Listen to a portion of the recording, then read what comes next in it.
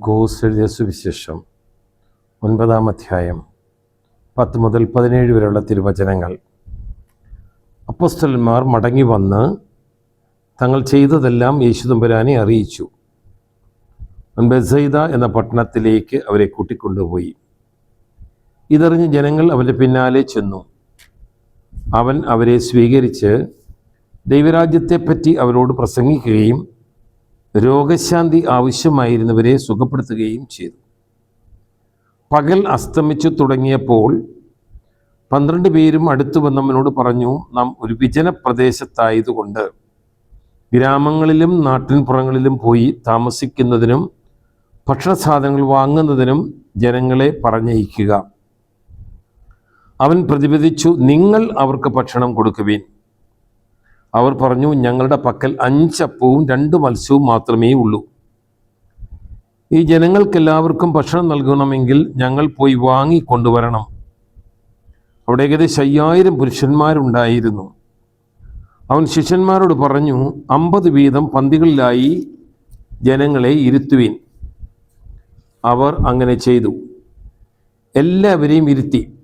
അപ്പോൾ അവൻ 5 അപ്പം 2 മീനും എടുത്ത് സ്വർഗത്തിലേക്ക് കണ്ണുകൾ ഉയർത്തി ആശീർവദിച്ച് മുറിച്ച് ജനങ്ങൾക്ക് വിളമ്പുവാനായി ശിഷ്യന്മാരെ ഏൽപ്പിച്ചു. എല്ലാവരും ഭക്ഷിച്ച് തൃപ്തരായി ബാക്കി വന്ന കഷ്ണങ്ങൾ 12 കുട്ട നിറയെ ശേഖരിച്ചു. മിശിഹായിൽ ഏറ്റവും പ്രിയമുള്ളവരെ, പെന്തക്കോസ്തിക്ക് ശേഷം 5-ാമത്തെ ഞായറാഴ്ചയിലേക്ക് നാം കടന്നു വന്നിരിക്കുകയാണ്. ഈ ദിവസത്തിന് 2 പ്രത്യേകതകളുണ്ട്.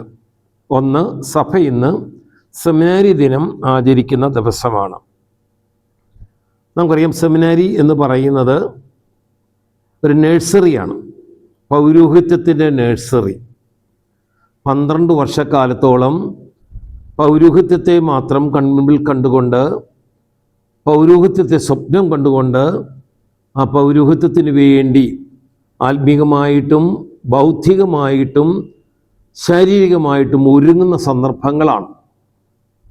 ഇതിന് ധാരാളം പ്രയാസങ്ങളും സാങ്കേതിക പ്രശ്നങ്ങളുമുണ്ട്. അവരെ പഠിപ്പിക്കുവാനുള്ള അധ്യാപകർ വേണം, വൈദികർ വേണം, അവർക്ക് താമസിക്കുവാനുള്ള സൗകര്യങ്ങൾ വേണം. 365 ദിവസവും 12 വർഷക്കാലത്തോളം അവർക്ക് ഭക്ഷണങ്ങളും മറ്റ് ക്രമീകരണങ്ങളും ചെയ്യണം. സഭയുടെ വലിയൊരു ഉത്തരവാദിത്വമാണ് അനേകം വിശുദ്ധരായ വൈദികരെ ഫോം ചെയ്തെടുക്കുക എന്നുള്ളത്. ഈ പൗരോഹിത്യ ശുശ്രൂഷ ദൈവജനത്തിൽ നിന്നും ദൈവജനത്തിന് വേണ്ടി ദൈവം തിരഞ്ഞെടുക്കുന്നതായതുകൊണ്ട് ദൈവജനത്തിന് വലിയൊരു ഉത്തരവാദിത്വമുണ്ട്. ഓരോ സെമിനാരിക്കാരൻ്റെയും 12 വർഷത്തെ ഫോർമേഷനിൽ പങ്കാളികളും ഭാഗഭാക്കുകളും ആകുവാൻ സഭയുടെ എല്ലാ മക്കൾക്കും ഉത്തരവാദിത്വമുണ്ട്. 3 ഉത്തരവാദിത്വങ്ങൾ. ഒന്ന്, അവർക്ക് വേണ്ടി പ്രാർത്ഥിക്കുക എന്നുള്ളതാണ്. രണ്ടാമതായിട്ട് ദൈവവിളിയെ പ്രോത്സാഹിപ്പിക്കുക എന്നുള്ളതാണ്. ധാരാളം മക്കൾ ദൈവവിളി സ്വീകരിച്ച് മുൻപോട്ട് വരുവാനായിട്ട് സാധിക്കുന്നത് ദൈവജനത്തിനാണ്. കാരണം കുടുംബങ്ങളിൽ നിന്നാണ് നല്ല കുഞ്ഞുങ്ങൾ പ്രോത്സാഹിക്കപ്പെട്ട് മുൻപോട്ട് വന്ന് പൗരോഹിത്യ ജീവിതത്തിലേക്ക് കടക്കേണ്ടത്. 4-മതായിട്ട് സാമ്പത്തികമായി അവരെ സഹായിക്കുക എന്നുള്ളതാണ്. അപ്പോൾ പ്രാർത്ഥിക്കുക, പ്രോത്സാഹിപ്പിക്കുക, സാമ്പത്തികമായി സഹായിക്കുക. ഈ ഉത്തരവാദിത്വം ഏറ്റെടുക്കുവാനായിട്ട് ധാരാളം ആളുകൾ മുൻപോട്ട് വരണം. ഞാൻ ഓർക്കുന്നുണ്ട്, ഞാൻ സെമിനാരി റക്ടറായിരുന്ന കാലയളവിൽ അനേകം മക്കൾ ഓരോ കുട്ടികളെയും സ്പോൺസർ ചെയ്ത് അവരുടെ വിദ്യാഭ്യാസത്തെ സഹായിച്ചത് അവരെല്ലാം നന്ദിയോടെ ഓർക്കുന്നു. അവരുടെ കുടുംബങ്ങളെയും ദൈവം അനുഗ്രഹിക്കട്ടെ എന്ന് ഞാൻ പ്രത്യേകമായിട്ട് പ്രാർത്ഥിക്കുന്നു. ഇന്നത്തെ ദിവസത്തിൻ്റെ 2-ാമത്തെ പ്രത്യേകത, പത്തനംതിട്ട രൂപതാധ്യക്ഷൻ അഭിവന്യനായ സമൂവേൽ മാർ ഐറനീസ് മെത്രാപ്പൊലീത്ത തിരുമനസ്സുകൊണ്ട് അദ്ദേഹത്തിൻ്റെ നാമഹേതുക തിരുനാൾ ആചരിക്കുന്ന ദിവസമാണ്. പിതാവ് അത് ആഘോഷമായിട്ട് ഒരു ചടങ്ങായിട്ട് നടത്താറില്ല. വൈദികരെല്ലാം വിളിച്ചുകൂട്ടിയൊരു കുർബാന പോലും അദ്ദേഹം ചൊല്ലിക്കാറില്ല. പക്ഷേ ഈ നാമഹേതുക തിരുനാൾ നമുക്കറിയാം എത്രമാത്രം പ്രധാനപ്പെട്ടതാണ്. അദ്ദേഹം തിരഞ്ഞെടുത്ത പേര് ഐറേനിയൂസ് എന്നാണ്. സഭയിലെ ഏറ്റവും വലിയൊരു വിശുദ്ധനാണ്, ഏറ്റവും വലിയൊരു പണ്ഡിതനാണ്, ഒരു ദൈവശാസ്ത്രജ്ഞനാണ്. അദ്ദേഹം സഭയ്ക്ക് നൽകിയ ശുശ്രൂഷ സേവനം വളരെ വലുതാണ്. ആ നാമം തിരഞ്ഞെടുത്തിരിക്കുന്ന ഐറനീസ് പിതാവിന് തിരുനാളിൻ്റെ എല്ലാ അനുഗ്രഹങ്ങളും ഭാവുകങ്ങളും പ്രാർത്ഥനാപൂർവ്വം നേരുന്നു. ദൈവം അദ്ദേഹത്തെ വിശുദ്ധനായ ഐറനീസിനെ പോലെ നയിക്കട്ടെ എന്ന് ഞാൻ പ്രത്യേകമായിട്ട് പ്രാർത്ഥിക്കുകയും ചെയ്യുന്നു.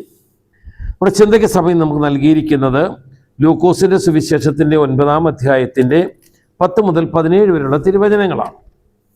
അപ്പോൾ കർത്താവ് ശിഷ്യന്മാരെ അയക്കുന്ന ഭാഗമാണ് 9-ാം അധ്യായത്തിൻ്റെ ആദ്യത്തെ ഭാഗം. അതിന് 2ാമത്തെ ഭാഗമാണ് നമ്മളിപ്പോൾ വായിച്ചത്. ശിഷ്യന്മാർ പോയി കർത്താവ് പറഞ്ഞതനുസരിച്ച് വിവിധ സ്ഥലങ്ങളിൽ പോയി ദൈവജനം പ്രഘോഷിച്ചു. തിരിച്ചു വരികയാണ്. വളരെ സന്തോഷത്തോടെ തിരിച്ചു വരുന്നു. കർത്താവ് അവരെല്ലാം കൂട്ടിക്കൊണ്ട് ബെത്സദായിലേക്ക് പോവുകയാണ്. നമുക്കറിയാം, ബെത്സദ എന്ന് പറയുന്നത് പത്രോസിൻ്റെയും യാക്കോബിൻ്റെയും ഒക്കെ പ്രദേശങ്ങളാണ്.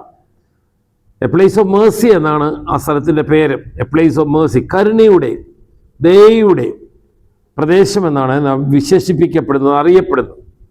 ആ പ്രദേശത്തേക്കാണ് കൂട്ടിക്കൊണ്ടു പോകുന്നത്. പക്ഷേ അവിടെ കർത്താവ് അവനെ അറിഞ്ഞപ്പോൾ ധാരാളം ആളുകൾ അവൻ്റെ പിന്നാലെ കൂടി. അവനവരെ ആരെയും ആട്ടി ഓടിച്ചില്ല. ദൈവരാജ്യത്തെപ്പറ്റി പ്രസംഗിക്കുകയും രോഗശാന്തി ആവശ്യമുള്ളവർക്ക് അത് നൽകുകയും ചെയ്തു. യേശു നിരന്തരം തന്റെ ജോലിയിൽ വ്യാപൃതനായിരുന്നു. ദൈവരാജ്യത്തെക്കുറിച്ച് പ്രസംഗിക്കുക, അതായിരുന്നു കർത്താവിൻ്റെ പ്രഥമവുമായ ദൗത്യം. അതിൻ്റെ ഭാഗമായിട്ട് അനേക മനുഷ്യർക്ക് ശാരീരികവും മാനസികവും ആത്മീയവുമായി സൗഖ്യം നൽകി മുൻപോട്ട് പോകുന്നത് കാണുവാനായിട്ട് സാധിക്കും. ഇതിൻ്റെ അടുക്കിലേക്ക് പ്രസംഗിക്കാൻ കേൾക്കാൻ വരുന്നവർ ആയിരക്കണക്കിന് 10,000-കണക്കിന് ആളുകളാണ് വരുന്നത്. ഇപ്രാവശ്യം 5000 പുരുഷന്മാർ തന്നെ അവൻ്റെ പ്രസംഗം കേൾക്കാനുണ്ടായിരുന്നു. രാവിലെ വന്നവരാണ്. ഉച്ചയും സന്ധ്യയാകുമ്പോൾ ശിഷ്യന്മാർ ഒന്ന് കർത്താവിനോട് പറയും, കർത്താവ് ഇതൊരു വിജനപ്രദേശമാണ്, ഇത്രയും ആളുകൾ, ഇവർക്കെല്ലാം ഭക്ഷണം കൊടുക്കണം, നമുക്ക് യാതൊരു നിവൃത്തിയുമില്ല. ഇവിടെയാണ് നാം കാണുന്ന 2 കാര്യങ്ങൾ. ഒന്ന്, the care of Jesus Christ, കർത്താവിൻ്റെ കരുതൽ നമുക്കിവിടെ കാണാൻ സാധിക്കും. കർത്താവ് ശിഷ്യന്മാരോട് പറയുകയാണ്, നിങ്ങൾ അവർക്ക് ഭക്ഷണം കൊടുക്കണം. കർത്താവിനറിയാം അസാധ്യമായ ഒരു കാര്യമാണ് പറയുന്നത്. ഒരു വിജനപ്രദേശമാണ്, ഒരു കടകൾ പോലും ഇല്ല. ഭക്ഷണം വാങ്ങിക്കണമെങ്കിൽ പട്ടണത്തിലേക്ക് പോകണം, മണിക്കൂറുകൾ യാത്ര ചെയ്ത് പട്ടണത്തിലേക്ക് പോകണം. അവിടെ ഭക്ഷണം ആരുടെയെങ്കിലും കയ്യിലുണ്ടോ കർത്താവിന് അറിയത്തില്ല. പക്ഷെ കർത്താവ് പറഞ്ഞു, നിങ്ങൾ അവർക്ക് ഭക്ഷണം കൊടുക്കണം. വിശക്കുന്നവന് അപ്പം ഒരു അവകാശമാണ്, അതൊരു ഭൂഷണമല്ല, ഒരു അവകാശമാണ്. ഇന്ന് നമ്മളിപ്പോൾ നമ്മുടെ യൂട്യൂബൊക്കെ ശ്രദ്ധിച്ചാൽ ഒരുപാട് ചിത്രങ്ങൾ ഇതുപോലത്തെ കാണാൻ സാധിക്കും. ഡിസ്ക്രിമിനേഷൻ്റെത്. വലിയ വലിയ കൊട്ടാരങ്ങളിലേക്ക്, വലിയ 5 സ്റ്റാർ ഹോട്ടലുകളിലേക്ക് പാവപ്പെട്ട മനുഷ്യർ കയറി ചെല്ലും. മുഷിഞ്ഞ വസ്ത്രം ധരിച്ച്, കീറിയ വസ്ത്രം ധരിച്ച്, കീറിപ്പറഞ്ഞ ബൂട്ട്സൊക്കെ ഇട്ട് ആളുകൾ അവരെ പുച്ഛിക്കുന്നത് കാണാൻ സാധിക്കും, അപമാനിക്കുന്നത് കാണാൻ സാധിക്കും, ആട്ടിയിറക്കുന്നത് കാണാൻ സാധിക്കും. പക്ഷെ അവിടെയൊക്കെ ആരെങ്കിലും ഒരല്പം ഹൃദയാലിവുള്ളവരാണെങ്കിലും അവരെ അടുത്ത് വരും, അവരെ സ്നേഹിക്കുന്നതായി, സഹായിക്കുന്നതായി, ഭക്ഷണം കൊടുക്കുന്നതായി കാണാനായിട്ട് സാധിക്കും. ഇത് വലിയൊരു സന്ദേശമാണ് നൽകുന്നത്. യാക്കോബ് ശ്ലീഹാ തന്റെ ലേഖനത്തിൽ പറയുന്നുണ്ട്, നിങ്ങൾ പക്ഷാഭേദം കാണിക്കരുത്. ധനികനായ ഒരുവൻ വന്നാൽ അവനെ വലിയ ആദരവോട് സ്വീകരിക്കുക, അവനാവശ്യമുള്ളതെല്ലാം കൊടുക്കുക. ഒരു ദരിദ്രൻ വന്നാൽ അവനെ അവഗണിക്കുക, അപമാനിക്കുക, വെറും കൈയോടെ പറഞ്ഞയക്കുക. പ്രിയ സഹോദരങ്ങളെ, മനുഷ്യരെ കരുതുക, ഇതൊരു വലിയ പുണ്യമാണ്. Care for others. നമുക്കറിയാം, കൽപ്പനയെ 2ആയിട്ട് തിരിച്ചിരിക്കുന്നു, ദൈവസ്നേഹവും പരസ്നേഹവും. പരസ്നേഹമില്ലാത്തൊരു ദൈവസ്നേഹമില്ല. പരസ്നേഹമാണ് ഈ കെയറിങ്. എനിക്ക് വിശന്നു, നിങ്ങൾ എനിക്ക് ഭക്ഷിക്കാൻ തന്നു. എനിക്ക് ദാഹിച്ചു, നിങ്ങൾ എനിക്ക് കുടിക്കാൻ തന്നു. ഞാൻ നഗ്നനായിരുന്നു, നിങ്ങൾക്ക് വസ്ത്രം നൽകി.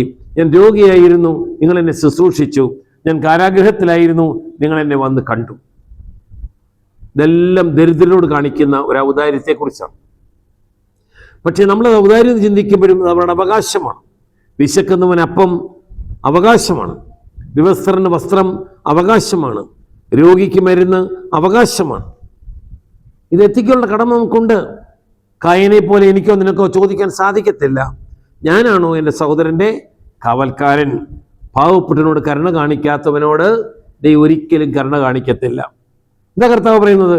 ഏറ്റവും ചെറിയവരിലൊരുത്തന് നിങ്ങൾ ചെയ്തപ്പോൾ എനിക്ക് നിങ്ങൾ ചെയ്തു. ഏറ്റവും ചെറിയവരിലൊരുത്തൻ നിങ്ങൾ ചെയ്തപ്പോൾ എനിക്ക് നിങ്ങൾ ചെയ്തു.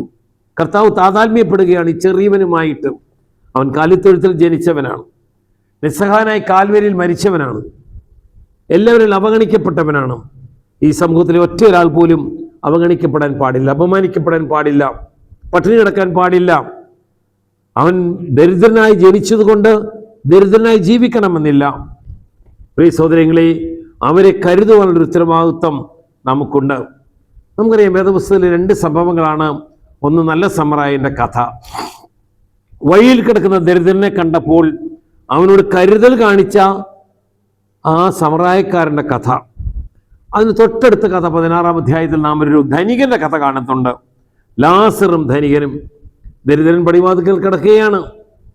ഈ ലാസറിനെ ഒന്ന് കരുതുവാൻ ഈ ധനിവാന് സാധിച്ചു. അവൻ തെറ്റൊന്നും ചെയ്തിട്ടില്ല, പക്ഷേ അവനെ ഒന്ന് കരുതുവാൻ അവന് സാധിച്ചില്ല. ഈ കരുതലിനോടുകൂടി 2-ാമത്തെ ഭാഗം ഈ സുവിശേഷത്തിൽ ഷെയറിംഗ് ആണ്. കർത്താവ് പറഞ്ഞു, നിങ്ങളവർക്ക് ഭക്ഷണം കൊടുക്കണം, പോരാം. അപ്പോഴാണ് അവർ പറയുന്നത്, ഞങ്ങളിൽ 5 അപ്പം ഉണ്ട്, കർത്താവ് അവർക്ക് കൊണ്ടുപോവാം. മത്തായിയുടെ സുവിശേഷത്തിൽ ഒരു കൊച്ചു ബാലൻ കൊണ്ടുവന്ന 5 ബാർലി അപ്പമാണ്, 2 മീനുമാണ്. ആ കൊച്ചു പയ്യൻ ഇത് അപ്പസ്തലന്മാരെ കൊടുക്കുന്നു, അപ്പസ്തലന്മാർ കർത്താവിനെ കൊടുക്കുന്നു. This is A sharing. നിങ്ങൾ ആലോചിച്ച് നോക്കുകയും, ആ കൊച്ചു പയ്യന് അമ്മ കൊടുത്തു വിട്ടതാണ്. പ്രസംഗം കേൾക്കാൻ പോയപ്പോൾ അവൻ്റെ വിശപ്പ് സമയത്ത് കഴിക്കാനുള്ള ഭക്ഷണം അവന് തന്നെ കഴിച്ചിട്ട് ബാക്കി വേസ്റ്റ് ബോക്സിൽ കളയാമായിരുന്നു. പക്ഷേ ആവശ്യം വന്നപ്പോൾ അവൻ അത് അപ്പസ്തലന്മാരുടെ കയ്യിൽ കൊടുത്തു. അപ്പസ്തലന്മാർ കർത്താവിൻ്റെ കയ്യിൽ കൊടുത്തപ്പോൾ ആ അപ്പത്തിനുണ്ടായ മാറ്റം, ആ അപ്പത്തിനുണ്ടായ അത്ഭുതം നിങ്ങൾക്ക് കാണാൻ സാധിക്കും. ഇത് ഷെയറിങ്ങിൻ്റെ വലിയൊരു അത്ഭുതമാണ്. 5000 പേര് തിന്ന് തൃപ്തിപ്പെട്ടു. 5 അപ്പം കർത്താവിൻ്റെ കരങ്ങളിൽ 5 അപ്പം എത്തിയപ്പോൾ. നാം ഓർക്കണം, ഇന്ന് ലോകത്തിൽ ദാരിദ്ര്യം ഇല്ല, പട്ടിണി ഇല്ല, മനുഷ്യർക്ക് ഒന്നിനും കുറവില്ല. പക്ഷെ എന്താ സംഭവിക്കുന്നത്? ലോകത്തിൻ്റെ മുഴുവൻ സ്വത്തും 20% കയ്യിൽ കിടക്കുന്നു. 20% കോടാനുകോടി സ്വത്തിരിപ്പുണ്ട്. അതേസമയം 80% പട്ടിണിയിലും അതിനേക്കാൾ താഴ്വരയിൽ നിൽക്കുന്നു. ഒരു നേരത്തെ ആഹാരത്തിന് പോലും വകയില്ലാത്തവര്. ഒരു ഈക്വൽ ഡിസ്ട്രിബ്യൂഷനെ കുറിച്ച് ചിന്തിച്ച് നോക്കിക്കുകയും, ഈ കോടാനുകോടി സ്വത്തുള്ളവൻ അതല്പമായിട്ട് ദരിദ്രനുമായി പങ്കുവെച്ചാൽ, നമ്മൾ വലിയ വലിയ കാര്യങ്ങളൊന്നും പറയണ്ട. നമ്മുടെയൊക്കെ ഇടവുകളെടുത്ത് നോക്ക്, നമ്മുടെയൊക്കെ വീടുകളെടുത്ത് നോക്കാം.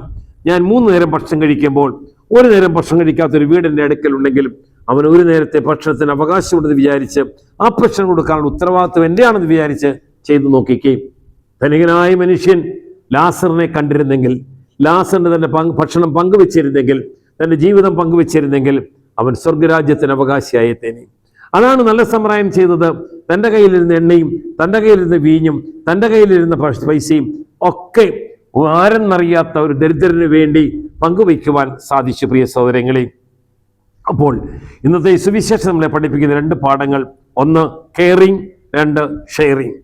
നമുക്കുള്ളത് മറ്റുള്ളവരുടെ കരുതലോട് പെരുമാറുക, എല്ലാവരെയും കരുതുവാനും മാനിക്കുവാനും അംഗീകരിക്കാനും പഠിക്കുക. 2-ാമത്തത് നമുക്കുള്ളത് പങ്കുവെച്ച് ജീവിക്കുവാനായിട്ട് പരിശ്രമിക്കുക. ഏറ്റവും വലിയ പങ്കുവയ്ക്കേണ്ടത് സ്നേഹമാണ്. മറ്റുള്ളവരെ കാണുമ്പോൾ ഒന്ന് പുഞ്ചിരിക്കുവാൻ, ഒരു നല്ല വാക്ക് പറയുവാൻ, ഒരു ഹലോ അടിക്കുവാൻ, ഒക്കെ അവരോടൊരു കരുതൽ കാണിക്കുവാൻ നമുക്ക് സാധിക്കട്ടെ. നമുക്കുള്ള ജീവിതം പങ്കുവെച്ച് കൊടുക്കുവാനായിട്ടും, പണം മാത്രമല്ല നമ്മുടെ ഭക്ഷണം പങ്കുവയ്ക്കുവാനായിട്ട്, നമുക്ക് ആവശ്യമുള്ള മറ്റു കാര്യങ്ങൾ പങ്കുവയ്ക്കുവാനായിട്ട് നമുക്ക് ഇടയാകട്ടെ. സ്വർഗം കനിഞ്ഞ് നമ്മെ കരുതിയത് കൊണ്ടാണ്, സ്വർഗം കനിഞ്ഞ് സ്വർഗത്തിൻ്റെ അനുഗ്രഹം നമ്മുടെ മേൽ വർഷിക്കപ്പെട്ടത് കൊണ്ടാണ് നമുക്കൊക്കെ സന്തോഷത്തോടെ ജീവിക്കുവാൻ സാധിക്കുന്നത്. നമുക്ക് വെറും കസ്റ്റോഡിയൻസ് ആണെന്ന ബോധ്യത്തിൽ നമുക്കും പങ്കുവെച്ച് ജീവിക്കുവാൻ കൃപയ്ക്കായി പ്രാർത്ഥിക്കാം. ഈ 5 അപ്പം വർദ്ധിപ്പിച്ച് 5000 പേരെ കർത്താവ് തൃപ്തിപ്പെടുത്തിയതുപോലെ നമുക്കും ഒരാളെയെങ്കിലും ഈ ലോകത്തിൽ തൃപ്തിപ്പെടുത്തുവാൻ സാധിച്ചാൽ അതതിൻ്റെ ഭാഗമാണെന്ന് തിരിച്ചറിയുവാൻ കൃപയേകട്ടെ. എല്ലാ അനുഗ്രഹങ്ങളും നമുക്ക് ലഭിക്കട്ടെ. എല്ലാവരെയും ധാരാളമായിട്ട് അനുഗ്രഹിക്കട്ടെ. പിതാവിൻ്റെയും പുത്രൻ്റെയും പരിശുദ്ധ റൂഹായുടെയും തിരുനാമത്തിൽ ആമീൻ.